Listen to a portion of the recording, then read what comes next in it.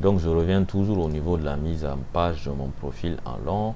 Qu'est-ce qu'il y a à voir d'intéressant? Peut-être les cotes. Les cotes, ça sera la hauteur des textes en fait, la hauteur des textes de cotation. Par exemple, attendez, je vais le ramener à 3, comme ça on va bel et bien comprendre ce qui a varié.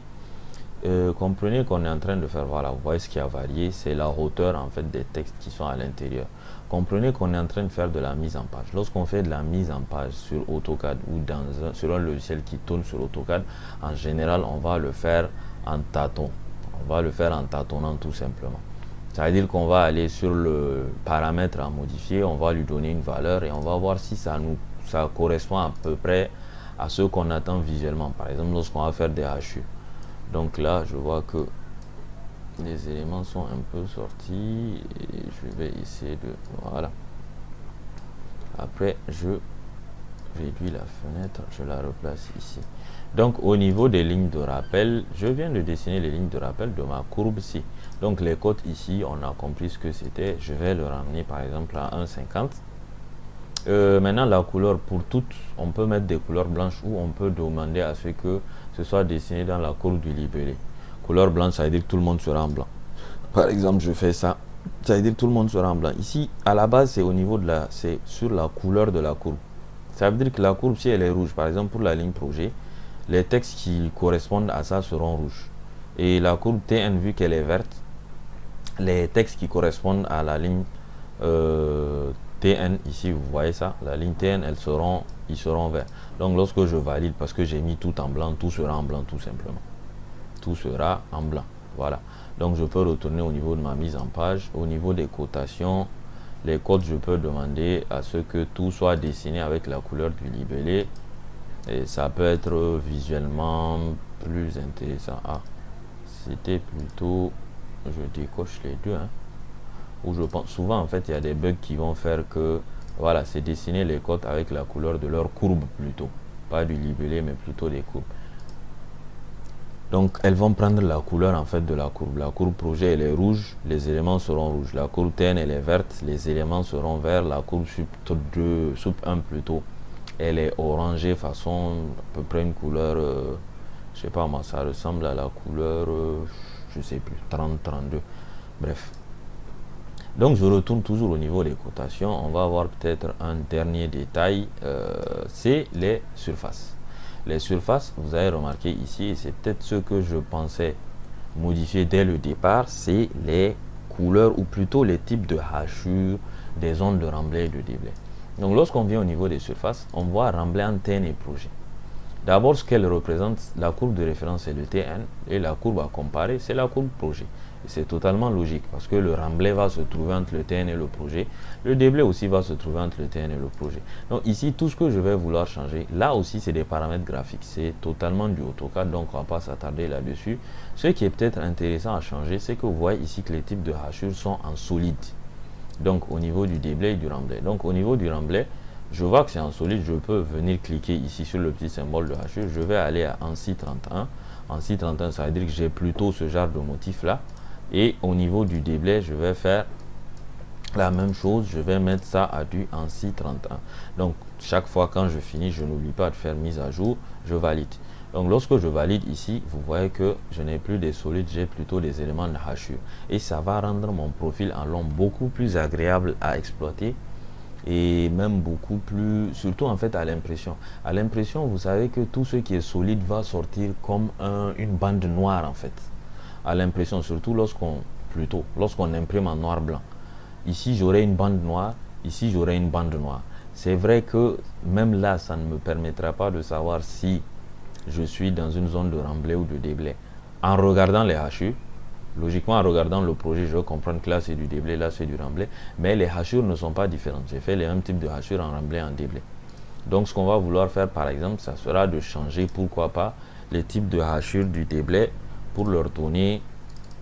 voilà, par exemple, on va prendre des hachures, pourquoi pas le ANSI 37, des hachures légèrement différentes. Voilà, pour qu'on sache que même en visualisant les types de hachures, en fait, on a une différence entre la zone de remblai et la zone de déblai. J'explique ça pourquoi. Parce que là, on voit les choses en couleur, mais à l'impression, souvent, on va imprimer en noir et blanc. Donc les types de hachures, lorsque c'est les mêmes types de hachures, même si les couleurs permettent de les différencier, forcément lorsqu'on va faire en noir et blanc, si c'est les couleurs seulement qui permettent de les différencier, lorsqu'on va faire en noir et blanc, on aura l'impression que c'est les mêmes types de terrassement. Donc là, je viens toujours au niveau de mon paramétrage. Je pense que là, il n'y a plus rien à voir. Le logo, je peux demander à l'insérer ou à le supprimer. Ce qui est intéressant, c'est peut-être de savoir ici qu'il va reconnaître des logos de type DWG. Donc, vous pouvez faire le logo de votre entreprise ou de votre bureau d'études. Vous allez le placer quelque part à la base livre. Regardez où il va le chercher. Il va le chercher dans le dossier de Covadis SA configuration, Covadis SA, Geomedia SA Covadis configuration. Donc c'est à l'intérieur qu'il va aller le chercher. Forcément, je peux aller le copier où je veux, mais je vous conseille de le coller ici.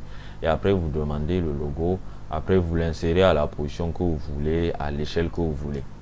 Voilà, l'échelle va vous permettre de faire votre dessin AutoCAD comme vous voulez et de modifier son échelle ici.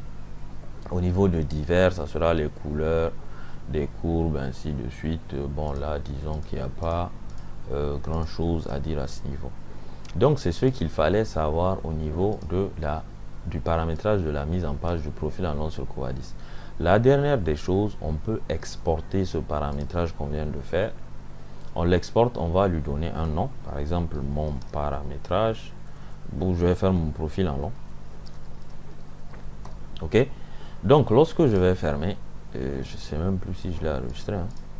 Je vais faire semblant d'importer, voir si je le retrouve. Je fais M, mon profil en long, il est là, ok. Donc là, j'ai paramétré mon profil en long. Je vais venir par exemple sur ce profil en long-ci. Je le sélectionne. Je peux cliquer ici pour ne pas aller changer le nom ici. Pas mettre à jour, mais éditer. Non, merde, c'était pas éditer, hein.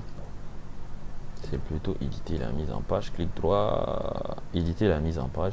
En fait, lorsque je vais cliquer ici sur profil en long, c'est le profil en long de ce tronçon. Attendez que je vous explique pourquoi là je fais éditer plutôt en sélectionnant le profil en long. Ici, je suis sur ce que j'ai appelé la BK1. La BK1 correspond à ce profil en long là. Ce profil en long là, c'est pas la BK2, c'est pas la BK1, mais c'est plutôt la BK2. Donc, pour voir son paramétrage, en fait, je serai obligé ici de me placer sur la BK1 si je veux faire la même façon que je faisais tout à l'heure. Mais je veux toujours rester sur la BK1 et le sélectionner ici, clic droit, je fais pas clic droit, j'ai clic droit sur le point central. Pourquoi je ne retrouve plus le paramétrage? Éditer la mise en page. Voilà. Donc là, ça va me permettre d'éditer la mise en page de la BK2. Voilà. Au que d'aller en fait d'abord demander à avoir la BK2 et en ce moment faire comme si j'allais dessiner son profil en long. Donc ici, je vais pas en fait venir refaire la mise en page. Je peux directement aller à importer.